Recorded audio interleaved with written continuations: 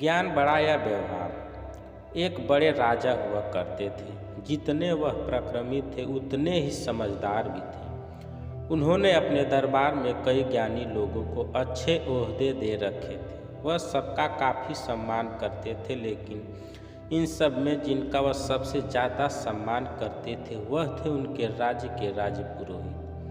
राजा राजपुरोहित को कितना मान देते थे इसका अंदाज़ा इसी बात से लगाया जा सकता है कि जब भी दरबार में राजपुरोहित प्रवेश करते तो राजा खुद खड़े होकर उनका स्वागत करते थे और तब तक खड़े रहते थे जब तक राजपुरोहित अपने आसन पर आकर बैठ न जाएं। राजा अपने मन में उठ रहे सभी सवालों को राजपुरोहित से बेझिझक पूछ लिया करते थे। राजपुरोहित भी अपनी बुद्धि से उनका अच्छे से उत्तर दिया करते थे। एक दिन दरबार में राजा के मन में कोई प्रश्न आया।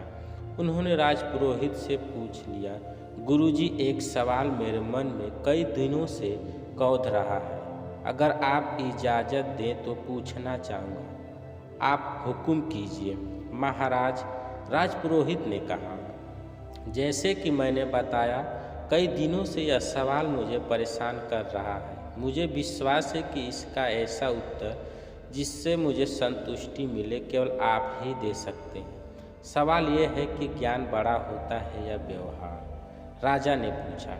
राजपुरोहित ने सारी समस्या अपनी पत्नी से कही। उनकी पूरी बात ध्यान से सुनने के बाद उनकी पत्नी ने उन्हें एक उपाय बताया और कहा कि अगर आप ऐसा करोगे तो राजा को आपका उत्तर समझ भी आएगा और संतुष्टि भी मिलेगी। राजपुरोहित अगले दिन राजमहल गए और कहीं ना जाकर वह सीधे ही राज्य के खजाने के पास पहुँचे और खजाने से 2 मोती चुरा लिए। उनको ऐसा करते देख खजांची ने देख लिया। खजांची को अपनी आंखों पर विश्वास नहीं हुआ। उसने सोचा शायद उनको भ्रम हुआ है, क्योंकि राजा के इतने खास राजपुरोहित चोरी करे ऐसा कोई भी नहीं मान सकता था। उनके एक बार कहने से राजा उनको बेशुमार धन दौलत दे देता।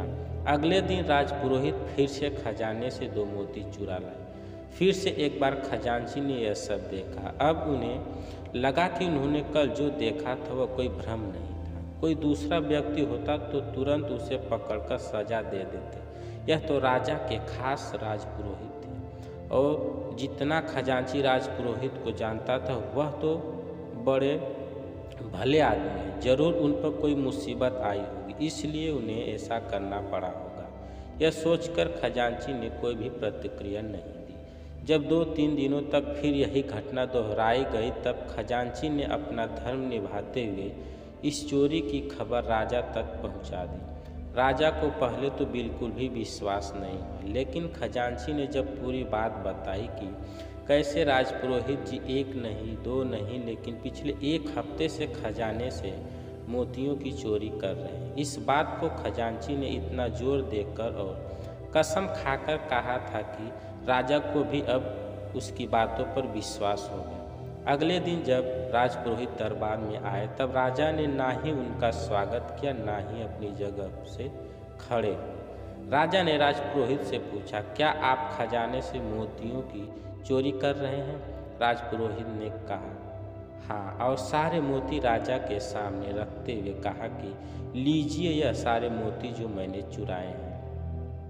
राजपुरोहित का ऐसा व्यवहार देखकर राजा के साथ दरबार में बैठे सभी लोग आश्चर्यचकित थे।